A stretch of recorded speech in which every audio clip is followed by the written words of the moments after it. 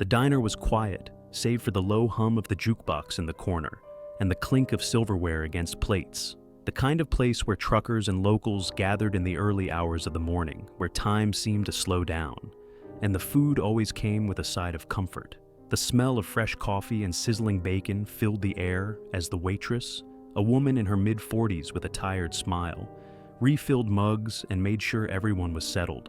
In the far corner of the diner, an old trucker sat alone at a booth, his weathered hands wrapped around a cup of coffee.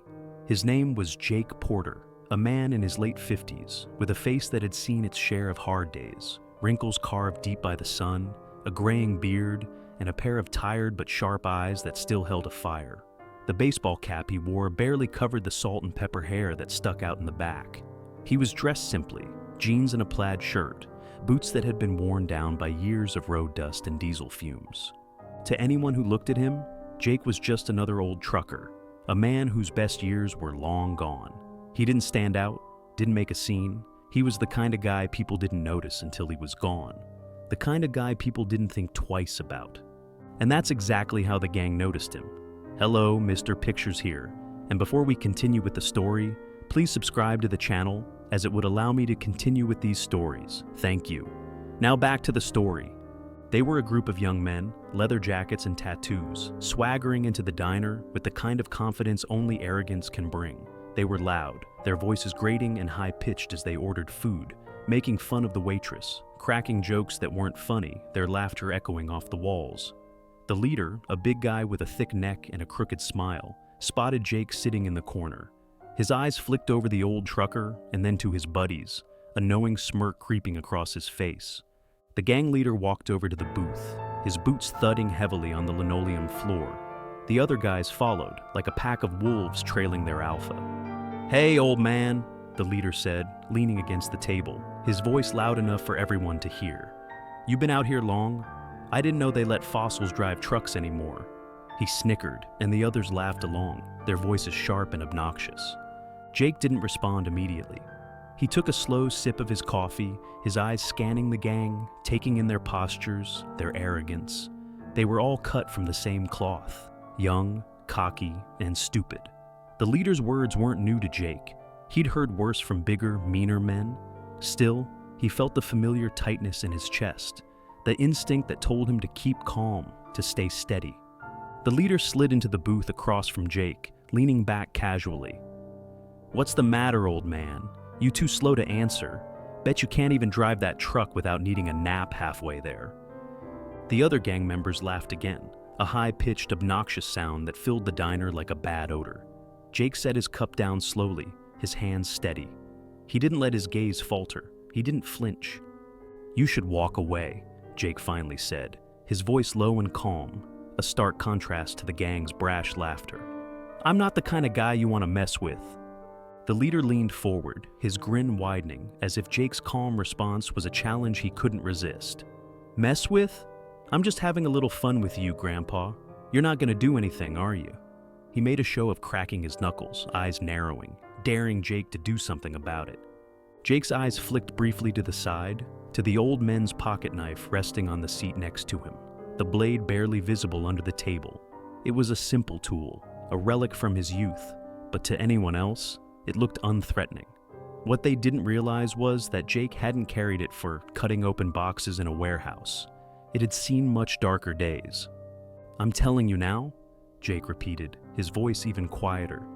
"You should walk away. I've had enough." The gang leader scoffed, looking at his buddies like he was waiting for them to back him up. But the humor had drained from the air. Jake's tone had shifted, and suddenly he didn't look like just some old man at a diner. He looked like something else, something dangerous. "You know what?" the leader sneered, standing up abruptly. "You're just an old man who can't take a joke.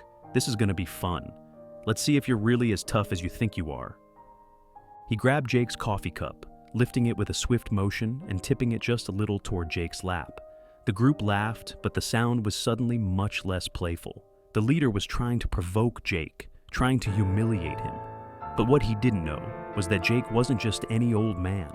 In a flash, Jake's hand shot up, seizing the gang leader's wrist with an iron grip, twisting it with a controlled movement that sent the man stumbling forward. The leader gasped in pain, the cup falling from his hand, splashing hot coffee onto the table. But Jake wasn't finished. With a fluid motion, Jake yanked the leader forward, sending him crashing into the booth. The man's head hit the edge with a sickening thud, and he crumpled to the floor in a heap, unconscious before he even realized what had happened. The other gang members froze, wide-eyed, their bravado draining away in an instant. Jake stood, his movements slow but deliberate, and turned toward the remaining men. His posture hadn't changed, his expression still calm and collected. "Anyone else want to try me?" Jake asked, his voice low and unyielding. The silence that followed was palpable. The gang members, all young men with their egos bruised and their faces pale, took a step back. They hadn't expected the old trucker to move so quickly, or to hit so hard. They hadn't expected the strength in his grip, the precision of his movement. One of the men, a younger kid who had been laughing just a few moments ago, turned to flee, but before he could take a step, Jake was on him, a swift movement sending the kid crashing into a nearby booth. The rest of the gang backed away slowly, their hands raised, knowing better than to challenge Jake any further. They were all realizing the same thing at the same time. This wasn't some old fool they could push around. They had made a grave mistake.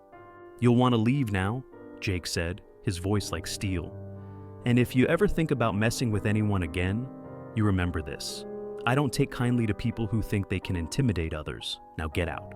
One by one, they scrambled toward the door, avoiding Jake's steady gaze. They had been embarrassed, and they knew it. As the last man disappeared out the door, the diner returned to its quiet hum. The waitress, still standing behind the counter, stared at Jake for a long moment, her eyes wide with disbelief. She had seen fights before, but nothing like this. Jake settled back into his booth, picking up his cup of coffee, which had been knocked over in the commotion. He took a long sip, as if nothing had happened. The waitress came over, hesitantly, a small smile creeping across her face. "Thanks," she said softly, shaking her head. I didn't know." Jake gave her a small, almost imperceptible smile. "It's all right," he said. "Sometimes people need to learn to show a little respect." Jake sat in the booth, his fingers wrapped around the warm mug of coffee, the steam rising gently as the last of the gang stumbled out of the diner. The quiet buzz of the jukebox in the corner resumed, and the usual hum of conversation began to fill the air again. But Jake knew it wasn't over. He could still feel the weight of their laughter in his bones, their disrespect. The quiet town of Oak Ridge wasn't used to that kind of trouble.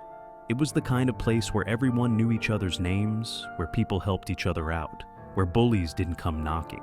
The waitress came over to refill his coffee, her hands shaking slightly as she set the pot down. She had seen the fight, but she hadn't seen what Jake had done. Not really. She'd seen him turn those punks away with a single move, watched him handle a situation that could have escalated with ease. But the truth was, she hadn't seen him fight for his life. Jake didn't look up as she poured, his thoughts still lingering on the way things had unfolded. The gang hadn't been smart. They'd walked right into a trap, thinking he was easy prey, an old man who couldn't fight back. They'd underestimated him, and now they were licking their wounds somewhere in the dark, their pride shattered. The waitress set the pot down, offering a hesitant smile. "That was something else," she said, a trace of awe in her voice. "I didn't know. You didn't look like someone who could do that." Jake met her eyes for the first time since the gang had entered. His face was calm, his expression unreadable, but there was something about his eyes, a quiet, steely resolve. "I don't like to make a scene," he said, his voice steady. "But when you push too far, you end up getting more than you bargained for." She nodded, her gaze lingering on him a moment longer before she turned to attend to the other tables. But Jake knew it wasn't the end of this. The gang would be back. He could feel it. No one walked away from a humiliating defeat without wanting revenge. He could already see the smirk on their faces, hear the muttered threats under their breath. They weren't done, not by a long shot. Jake finished his coffee in silence, the sharp edge of his thoughts cutting through the hum of the diner. He knew the game. He knew the rules. He'd been trained to think faster than his enemy, to see the move before it happened, to anticipate what came next. And right now, he knew one thing for sure. The retribution was coming. It wasn't long before the door to the diner opened again, and Jake didn't need to look up to know who it was. The gang had returned, all of them, swaggering back in with the same loud voices, the same arrogant postures. Their faces were harder now, eyes filled with anger and embarrassment. But they hadn't learned a damn thing. Jake took his time finishing the last sip of coffee, his gaze moving from one face to the next, noticing the way they squared their shoulders as if bracing for another confrontation. This time, they came with a different energy, one that was heavy with pride and the need to prove something. The leader of the gang walked straight up to Jake's booth, not even bothering to ask if he could sit. The others gathered behind him, forming a semicircle that closed in on Jake. "You think you can show us up like that and just walk away?" The leader sneered, his voice venomous. "You think you're some kind of tough guy? We don't take that kind of disrespect lightly." Jake didn't say anything at first, just continued to sip his coffee. He knew the routine. These kids had no idea who they were dealing with, and no matter how hard they tried to act tough, they would never understand the kind of strength it took to survive the things Jake had seen. He wasn't looking for a fight, but if they wanted one, they'd get it. "I already told you," Jake said, his voice calm, his eyes steady on the leader. "I don't like to make a scene, but if you keep pushing, you're going to learn that it's not about being tough, it's about knowing when to stop." The leader's smirk faltered for just a moment. The words hit harder than he expected, but his pride was too big to let go. He nodded to his gang, and one by one, they began to move in closer, surrounding Jake on all sides. It was a show of force, an attempt to intimidate him, to remind him that they still held the upper hand. But Jake wasn't intimidated. His hand moved subtly under the table, brushing against the small pocket knife he always kept nearby. A simple tool from his time in the Marines. It wasn't a weapon by most standards, but it had been with him through thick and thin. It had served him in ways that no one could understand. He knew what was coming, and he was prepared. The leader raised his voice, clearly trying to provoke a reaction. "You think you can just sit there and talk down to us? You old piece of junk. You're not the Marine you used to be. You're just a joke." Jake's eyes never wavered, but there was a flicker of something behind them. Anger, maybe, or the remnants of a past he tried to forget. "You don't know who you're messing with," he said, his voice low now, like a thread of tension that stretched between them. "You don't know who I am, but you're about to learn the hard way." The gang leader didn't hear the warning in Jake's voice. He didn't see the calmness that had already turned into something sharper, something dangerous. As he reached for Jake's collar, the move quick and sudden, it was Jake's reaction that made the room go silent. He grabbed the leader's arm, twisted it with effortless precision, and threw him across the diner floor with a force that left the others gasping. The leader hit the ground hard, and for a second, the rest of the gang just stood there, frozen in shock. Jake stood up slowly, his posture shifting from the tired old man sitting at the counter to something far more dangerous. He wasn't playing anymore. The rest of the gang moved forward, hesitating at first. But then, one of them lunged, a knife flashing in the dim light. Jake's reflexes were quicker. Before the guy even had a chance to react, Jake's hand shot out, knocking the knife away and sending the gang member tumbling to the ground with a swift blow to the ribs. The others backed off, their faces pale with the sudden realization that they were in way over their heads. The leader, now struggling to get to his feet, wiped blood from his lip. His arrogance had faded, replaced by the cold, hard reality of the situation. He could see now that Jake wasn't just a retired trucker. He wasn't some old man out of touch with the world. Jake's voice rang out, sharp and commanding. "If you want to leave with your dignity, you'd better get out of here now. I've warned you twice. You think you can take me? You're wrong." The gang's bravado melted away in an instant. They stumbled backward, glancing nervously at one another, realizing they were facing something far more dangerous than they had ever imagined. With a final bitter glare, they turned and rushed for the door, leaving the diner as quickly as they had entered. Jake watched them go, his breath steady. He wasn't proud of what had happened, but he wasn't sorry either. These kids had come into his life, picked a fight, and thought they could win. But now, they had learned a lesson they'd never forget. He sat back down at his booth, picking up his coffee once more. The room around him seemed to breathe again, the quiet hum of the diner slowly returning. The waitress came over, her eyes wide, but she didn't say anything. She didn't need to. She had seen it all. Jake took a slow sip, the warmth of the coffee bringing him back to the moment. The gang had come for him, but they hadn't counted on the Marines still inside, and now they knew better. Jake sat quietly for a few moments after the gang had left, letting the adrenaline that had been coursing through him slowly ebb away. He wasn't a young man anymore. He couldn't afford to expend that much energy and not feel it later. But the feeling of having taken control again, of having shut those punks down, was satisfying in a way that wasn't always easy to explain. The waitress came by once more, her steps lighter now, the tension from before dissipating into the stillness of the diner. She refilled his coffee without asking, and Jake gave her a small nod of gratitude, his eyes meeting hers. She seemed to have no words left, just a quiet respect, as if she knew more about him now than she had an hour ago. Jake wasn't here for recognition, though. He wasn't here to make anyone think he was something special. He was just a man doing what needed to be done, nothing more. What bothered him more than the gang itself was the way they thought they could walk in and take what wasn't theirs, the same way the world had done to him, the same way he'd seen too many others get taken advantage of in his time. He'd fought in wars, in deserts and jungles and cities, but the battles on this quiet stretch of road, these were the ones that stayed with him, the ones that mattered. The door to the diner jingled, and Jake's body tensed instinctively, his hand resting on the edge of the table, just in case. His eyes didn't flicker to the door, but he caught the shift in the room, the way the atmosphere suddenly felt heavier. The sheriff entered, her boots clicking on the tile floor, sharp and purposeful. Maggie, she was called, and she'd been the sheriff here for years. Her no-nonsense attitude and calm demeanor had made her a fixture of the town. She was good at her job, but she was also smart enough to know when to look the other way. Jake had known her for years. Their paths had crossed often enough on the road, and over time, she'd become one of the few people he trusted. She walked straight to him, her eyes scanning the booth for a moment before landing on him. Her expression was unreadable at first. Jake had no idea if she'd heard the noise, or if she was just here on routine, but there was something in her gaze that told him she knew. The last time he'd seen her, he'd been just a quiet old man, a trucker with a quiet life, but that was before today. "Jake," she said, her voice calm, but with a layer of sharpness beneath it. She didn't sit, didn't bother with pleasantries. "I'm not here to ask questions, but I've heard some things." Jake raised an eyebrow, his fingers tapping lightly on the edge of the mug. "Things?" he asked, his voice steady, but he knew exactly what she meant. Word travels fast in small towns. "I think we both know what happened here earlier," Maggie said, folding her arms. "And I think you know how it'll look if I start asking questions." Jake's lips curved slightly, but the smile didn't reach his eyes.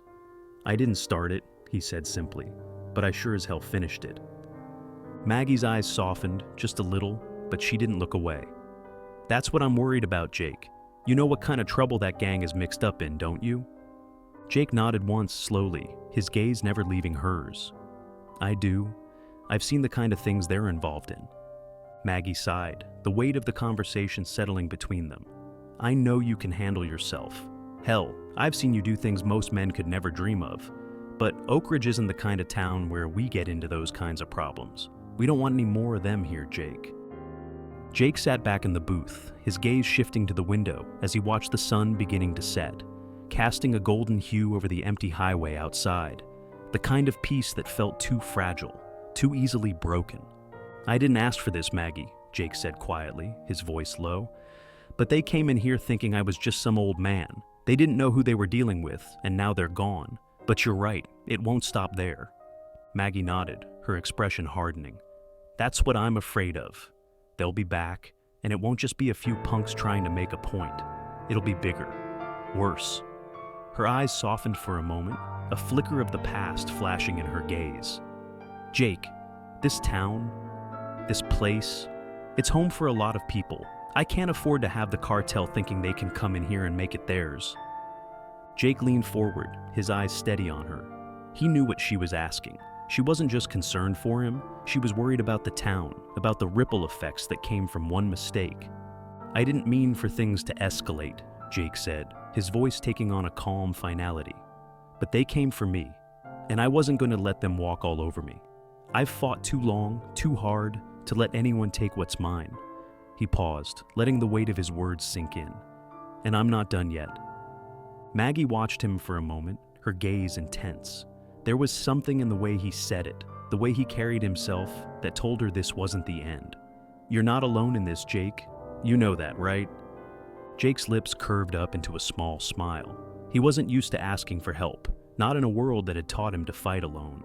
But right now, in Oak Ridge, maybe it was time to stop. "I know," he said softly. "I'm not alone." Maggie gave a small nod, turning toward the door. "I'll make sure the town knows what happened here today. It's not going to look pretty, but we'll make sure the right people hear it." Jake watched her leave, his thoughts already moving to the next step. The gang had made a mistake, and they weren't done yet. Neither was he. The sun dipped lower in the sky, and the diner settled back into its quiet rhythm, the distant sound of engines on the highway echoing through the night. Jake knew what was coming. He could feel it in his bones. He wasn't just an old trucker. He was a Marine Scout sniper, and the fight wasn't over. The night had settled over Oak Ridge like a blanket, cool and quiet, the kind of night that lulled you into a false sense of peace. Jake could hear the crickets chirping in the distance, the occasional rustle of leaves carried by a light breeze. But there was something in the air, a tension, thick and heavy, that didn't belong. He sat in his truck, parked just outside the diner, watching the lights flicker across the darkened highway, knowing that he wasn't going to sleep tonight, not until this was over. He had spent his life moving from place to place, running from one problem to the next. But Oak Ridge wasn't just a stop along the way. It was more than that. It was the place he'd built something real. And when someone came to threaten it, when someone came to threaten him, he wasn't about to turn his back and walk away. Jake had known it wouldn't be long before the cartel came back for him. They were a business, a machine, and he had just thrown a wrench into their gears. They didn't take losses lightly, and he had made it clear that he wasn't afraid. But that didn't mean they wouldn't escalate. That didn't mean they wouldn't do everything they could to make sure he was put back in his place. He glanced over at the diner, its lights dimming inside as the waitress began closing up for the night. She had given him a sympathetic smile earlier, but he could see the concern in her eyes. The town was already talking. Word spread fast in small places, and the gang's humiliation wasn't going to be forgotten soon. Maggie had left to make sure the authorities were aware of the situation, though Jake knew she was just trying to keep the peace. The law might not be enough to keep this town safe. His fingers tapped against the steering wheel, the rhythmic sound of impatience filling the silence. Jake's thoughts drifted back to the old days, to the places he had been, to the wars he had fought, to the men he had lost. Back then, his enemies had been clear, uniformed in the deserts, in the jungles, in the mountains. They had a face, a name, a mission, but this was different. This wasn't some far-off battle, some enemy he couldn't touch. This was in his backyard, on his land, and he wasn't about to lose it. A faint noise broke through his thoughts, a low rumble, distant but unmistakable. His ears perked, his eyes narrowing as he stared at the road. It wasn't the wind, it wasn't the usual hum of the highway. This sound was purposeful, a vehicle. Slowly the headlights began to appear, cutting through the dark, their bright beams bouncing off the ground in the distance. Jake didn't have to wait long to recognize the black SUV. He felt a knot tighten in his stomach as the vehicle crept closer, its engine low and steady. The same gang members, he could see them in the back, their silhouettes against the headlights. They were back. This time, they weren't coming for a little fun. This time, they were ready to make a statement. Jake stepped out of the truck, his boots hitting the gravel with a solid thud as he moved toward the diner. His fingers brushed the handle of the small, worn knife in his pocket, a comfort he didn't need to hold, but he always did. He didn't need the knife to deal with them. He could handle them with his bare hands if need be, but it felt like the old days, the days when everything had been clear. When he had been clear. The SUV rolled to a stop in front of the diner, its tires barely making a sound as it came to rest. The gang piled out of the vehicle, their movements more deliberate this time, their expressions harder, angrier. Jake didn't flinch as they approached. He didn't even flinch when the leader, the same one who had gotten a taste of Jake's strength, stepped up to him with a sneer. "You really think you can take on the whole cartel, old man?" The leader spat, his voice laced with fury. "You're nothing but a washed-up has-been. You'll regret what you did." Jake didn't respond. He just stood there, his eyes calm, his posture still. He wasn't interested in words anymore. He'd said his piece, and now it was time to settle this, once and for all. "You came to my town," Jake said, his voice carrying through the night air, low and steady. "And you made a mistake." The gang leader took a step closer, his chest puffing out in defiance. "What are you gonna do about it, huh? You think you can fight us all?" He laughed, but it was a nervous laugh, one that didn't quite reach his eyes. Jake's gaze shifted to the others, scanning them. He knew how this would play out. They had made it personal, but they weren't prepared for what Jake had in store for them. These men were used to bullying people, getting their way with their threats and posturing. They had no idea who they were dealing with. They didn't know how to fight someone who didn't need to prove himself, someone who could take them down one by one before they even realized what was happening. Without another word, Jake moved. He was fast, faster than they could react, and before the leader had a chance to reach for his weapon, Jake was already on him, twisting his arm and sending him crashing to the ground with a grunt. The rest of the gang froze, unsure of what to do. One of them reached for a knife, but Jake was already there, his hand grabbing the thug's wrist and slamming it against the side of the SUV. The knife clattered to the ground. The rest of the gang scattered, realizing that they were outmatched, outclassed. They hadn't expected this, hadn't expected Jake to fight back like this. Jake was more than just a trucker, more than just some old man waiting for the end of his days. He had been through things they couldn't even begin to imagine, and now he was showing them the price of their arrogance. One by one, he took them down, his movements fast and precise. They didn't stand a chance. The leader, still groaning on the ground, tried to scramble to his feet, but Jake was already on him, his hand around his throat, lifting him off the ground with one smooth motion. The man's eyes widened in fear, but Jake's grip didn't falter. "I told you to leave," Jake said softly, his voice the only sound in the chaos. "But you didn't listen. Now, you're gonna learn what happens when you make the wrong man your target." With a final shove, Jake sent the leader stumbling backward. The rest of the gang had scattered, their bravado gone, replaced by the realization that they weren't going to win this fight. They didn't even know who they were fighting. Jake was done with them. He didn't need to prove anything more. He had sent his message, and that was all that mattered. The last of the gang members bolted for the SUV, the sound of their feet slapping against the pavement as they scrambled into the vehicle and sped off into the night. Jake stood in the middle of the empty street, his chest rising and falling with the quiet exertion of the fight. The air was still, the silence deafening. He turned toward the diner, taking a slow step back, knowing that Maggie would be here soon, that the sheriff's department would take care of the aftermath. But for now, Jake was content. He had defended his town. He had defended himself. And for the first time in a long while, he felt something he hadn't felt in years: peace.